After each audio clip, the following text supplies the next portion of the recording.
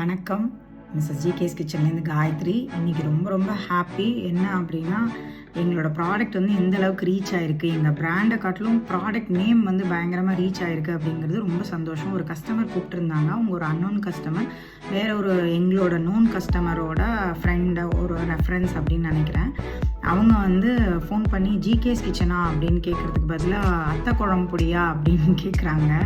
So அந்தளவுக்கு கொஞ்சம் வயசானவங்கன்னு நினைக்கிறேன். அவங்களுக்கு வந்து அட்ரஸ்லாம் சென்ட் பண்ணுங்க அப்படின்னு சொல்லும்போது அவங்களுக்கு நான் சொல்கிறேன், நீங்கள் எழுதிக்கங்க அப்படின்னு சொன்னாங்க. ரொம்ப சந்தோஷமாக இருந்துச்சு.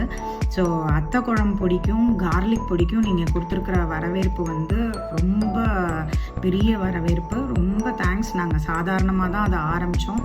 ஆனால் இந்த அளவுக்கு வந்து அதுக்கு ஒரு வரவேற்பு இருக்கும் அப்படின்னு நாங்கள் நினைக்கவே இல்லை.